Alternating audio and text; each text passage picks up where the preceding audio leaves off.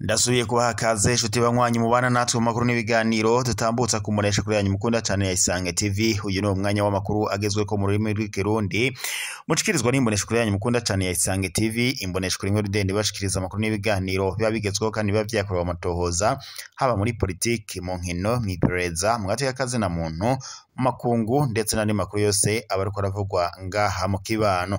Ndabahe mwaramutse, abane nabo ndabahaye mwiriwe bivanye naho muherereye. Iri ni iteka n'umunezero ntangira byusubira kubaha yambu mwanywanyi ba Isange TV. Imbonesha kuri imwe rudende bashikiriza amakuru n'ibiganiro biba bigezweho kandi biba vyakorewe amatohoza. Ndabahe kaze rero amakuru n'ibiganiro tugira tubashikirize muri iki gitondo. N'amakuru azindutse avugwa mu mihingo itandukanye ndetse no mu bisata bitandukanye. Turaza kurabira hamwe mu bijanye n'imigenderanire, politiki ndetse n'andi makuru yose azindutse aravugwa ngaha mu gihugu cacu c'u Burundi ndetse no mu makungu. Reka rero ndaguhe kaze ndetse mbanze ndanakubarire zimwe mu ngingo nkuru amakuru yacu araza gushimikirako. Mu gihe igihugu c'u Burundi ndetse n'igihugu kibanyi c'u Rwanda bitameraniye neza, ni mu gihe leta y'u Burundi yafashe ingingo zo kugara imipaka ihuza ibihugu vyompi, ndetse perezida w'u Burundi Evariste Ndayishimiye aho yagiriza igihugu kibanyi c'u Rwanda ko gifatikanya n'umugwi witwaje urwanshore ritabara mu guhungabanya umutekano w'igihugu c'u Burundi. Ibi kandi perezida Evariste Ndayishimiye yanabigarutseko ubwo yari yagendeye abanyagihugu bo mu ntara ya Kirundo, aho yabashikirizaga ababarira ko ngo atawundi mwanzi igihugu c'u Burundi gifise ari u Rwanda. Yaciye avuga ko kandi abanyagihugu batagomba kuryama umugondorazozi, ahubwo ngo ko bagomba kwama barikanuye kuko umwanzi igihe n'igihe ashobora kwinjira mu gihugu c'u Burundi. Iyo uravye imigenderanire hagati y'igihugu c'u Rwanda ndetse n'u Burundi ubona ko yatanguye gutosekara kuva Perezida Evariste Ndayishimiye yagashika ku butegetsi, nibwo habaye igihe kirekire kingana gica imipaka yugaye. Perezida w'u Burundi Evariste Ndayishimiye yugaye imipaka umwaka uraheze. Rero u Burundi bwagiriza u Rwanda ngo u Rwanda rwoba rucumbikiye abansi basize bagize uruhara muri kudeta yari yakorewe uwari perezida mu mwaka wa 2015. Ibyo kandi perezida w'u Burundi Evariste Ndayishimiye yabicimikiye ko acavuga ko atamubano akeneye n'igihugu kibanyi c'u Rwanda. Gusa mu minsi iheze umuvugizi wa leta y'u Burundi Gatoni yavuye mu gacerere acavuga ko mu gihe igihugu kibanyi c'u Rwanda cofata ingingo yo kohereza ngo abasize bagize uruhara muri kudeta yakozwe mu mwaka wa 2015 ndetse ngo n'abahungiye mu gihugu kibanyi c'u Rwanda bose, ico gihe imipaka ihuza impande zompi ngizoca yugururwa kandi ntizosubira akugagwa. Ubwo rero perezida w'u Burundi Evariste Ndayishimiye yugaraga imipaka ihuza ibihugu vyompi, yaciye afata n'ingingo yo kohereza abasirikare isinzi ku mipaka ihuza ivyo bihugu vyompi mu rwego rwo gucungera umutekano w'abarundi ndetse n'igihugu c'u Burundi. Ibi kandi biruko mu gihe perezida Evariste Ndayishimiye mu mezi yaheze ubwo yagiranaga ikiyago n'abahagarariye amaleta yabo mu Burundi, yashimikiye ku ngingo y'umutekano muke ngaha mu karere k'ibiyaga binini, na cane agaruka ku mutekano muke uri mu buseruko bwa Repubulika Iharanira Intwaro Rusange ya Kongo. Ayavuga ko igihugu ca Kongo ngo kigeramiwe n'intambara, ariko kaca avuga ko ngijya ntambara ishobora kuzokwaduka ikaba iy'akarere.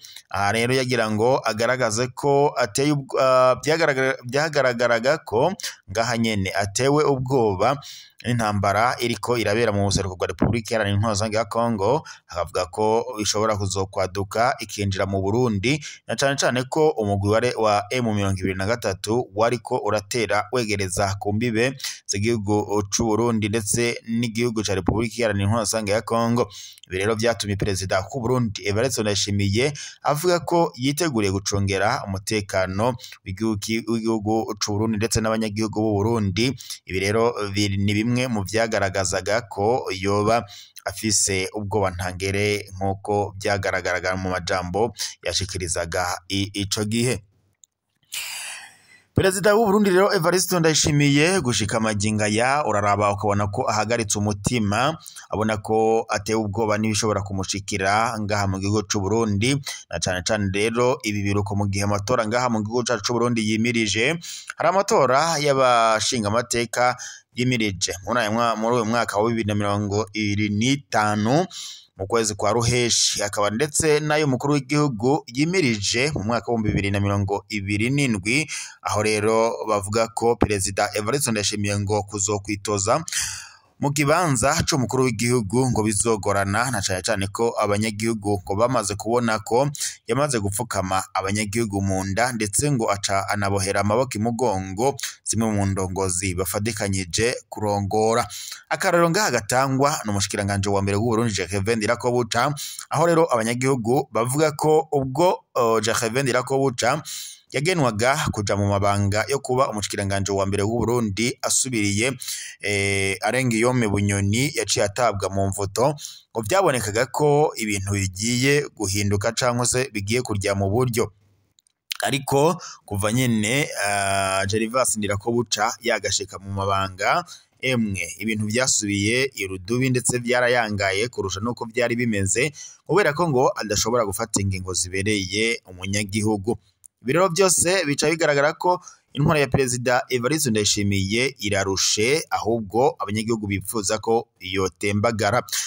Twari twatanguye tuvuga ku bijanye rero n'umutekano muke mu karere k'ibiyaga binini ndetse na cane cane mu migenderanire, turabira hamwe ukungene umutekano uhagaze hagati y'igihugu kibanyi c'u Rwanda ndetse n'u Burundi.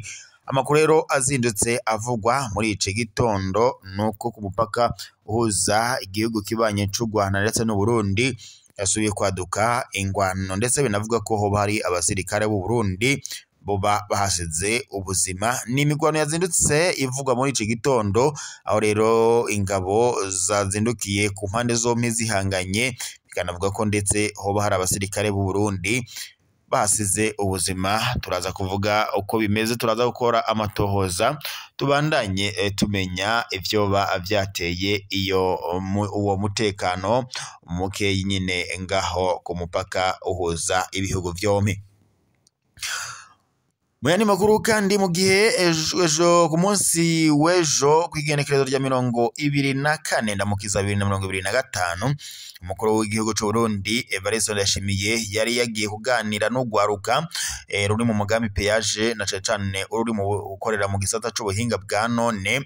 Bagiranye rero ibiganiro aho bari bahuriye ku mugwa mukuru wa politike ngaha Igitega. Hari byinshi rero baganiriye ndetse bishobora kuzofasha igihugu gushika ku mbona kazoza igihugu cihaye wo mwaka wa 2040 ndetse no mwaka wa 2060. Aho rero umukuru w'igihugu c'u Burundi hari amajambo amwe namwe yashikirije ugwaruka, aho yavuze ko ngo urwaruka ari inkoni abagakera ngo bategerezwa gukomeza kugira bishimikize muri kazoza. Umukuru w'igihugu c'u Burundi Evariste Ndayishimiye yabishikirije kuri uyu wa kane mu kiyago mu kiganiro co guhanahana ivyumviro ku bijanye n'ubuhinga yagiranye n'urwaruka 503 rukorera mu bisata bitandukanye by'ubuhinga bwa none.